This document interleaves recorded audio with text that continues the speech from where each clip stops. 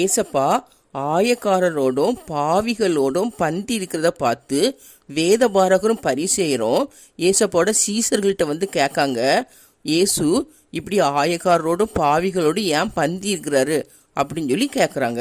அப்போ அதுக்கு ஏசப்பா பதில் சொல்கிறாங்க. என்ன பதில் சொல்கிறாங்கன்னா, பிணியாளிகளுக்கு வைத்தியன் வேண்டியதே அல்லாமல் சுகம் உள்ளவர்களுக்கு வைத்தியன் தேவையில்லை. நோயாளிகளுக்கு தான் டாக்டர் வேணும், சுகமாக இருக்கிறவங்களுக்கு டாக்டர் தேவையில்லை.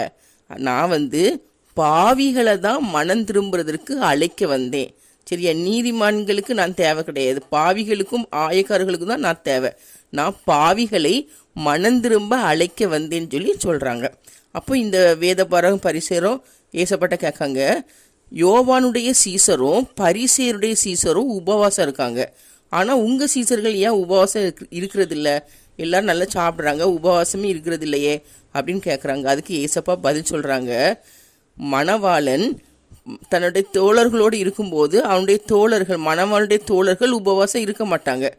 மணவாளன் எடுத்து கொள்ளப்பட நாட்கள் வரும், அப்பந்தான் மணவாளுடைய தோழர்கள் உபவாசம் இருப்பாங்க. அதே போல் நான் என் சீசர்களோடு இருக்கிற வரைக்கும் என்னுடைய சீசர்கள் உபவாசம் இருக்க வேண்டிய அவசியம் இல்லை அப்படின்னு சொல்லிட்டு என்ன சொல்லுவாங்கன்னா, யாருமே புது துண்டை பழைய வஸ்திரத்தோடு சேர்க்க மாட்டாங்க. அப்படி ஒருவேளை புது துண்டை பழைய வஸ்திரத்தோடு சேர்த்தா என்ன ஆகும்னா, பழைய வஸ்திரம் இன்னும் அதிகமாக கிழிஞ்சு போயிடும். அதே போல் புது திராட்சை ரசத்தை பழைய துருத்தியில் ஊற்றி வைக்க மாட்டாங்க. பழைய துருத்தினா பழைய பேக்கு, சரியா? புது திராட்சை ரசத்தை பழைய துருத்தியில் ஊற்றி வைக்க மாட்டாங்க. அப்படி ஊற்றி வச்சா இந்த பழைய துருத்தி என்ன ஆயிரும்?